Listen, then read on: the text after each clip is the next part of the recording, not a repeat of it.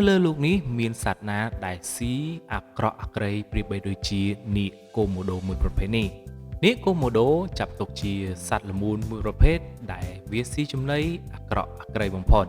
នៅពេលដែលវាប្រទះឃើញចំណីរបស់វាមិនបានចាប់ហែកខំឬក៏បំបែកសាកសពចំណីនោះជាបំណែកតូចៗមុននឹងស៊ីនោះទេតួយ៉ាងប្រៀបបីដូចជាសត្វជ្រូកមួយក្បាលនេះចឹងនៅពេលដែលវាคล้ายទៅជាចំណីរបស់នាគកូម៉ូដូហើយសាកសពរបស់ពួកវាមើលទៅអាណោចអាធមបំផុតនាគកូម៉ូដូមិនមានចង្កូមមុតស្រួចឬក៏ធ្មេញដើម្បីចាប់ហែកសត្វទាំងអស់នោះជាបំណែកតូចៗនោះទេវិធីសាស្ត្រវាតែមួយគត់គឺធ្វើយ៉ាងណាលេបយកសត្វទាំងអស់នោះចូលទៅក្នុងពោះទាំងមូលតែម្ដងវាខិតខំប្រឹងប្រែងមួយថ្ងៃពេញដើម្បីញាត់ជ្រូក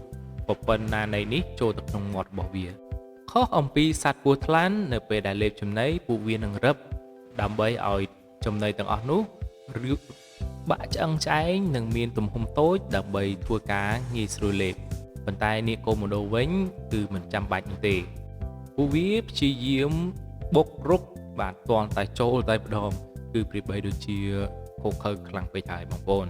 នៅពេលខ្លះវាក៏អាចស្លាប់នៅដោយសារតែចំណីរបស់វាដែលបានស៊ីទៅនោះផងដែរដោយសារតែចំណីមានទំហំធំរីឯកម្លាំងរបស់វាក៏មិនអាចលេបទៅមុខរួចបាទទៅមុខក៏មិនទៅក្រោយក៏មិនត្រូវ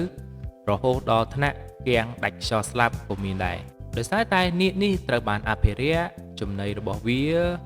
វិការប្រមាញ់របស់វាគឺងាយស្រួលខ្លាំងមែនទែនពួកវាមិនដែលចេះស្កប់ស្កល់នោះទេឲ្យតែពួកវាបានស៊ីទោះបីមានចំណីប៉ុន្មានក៏វានៅតែស៊ីតតែប្រេះពោះ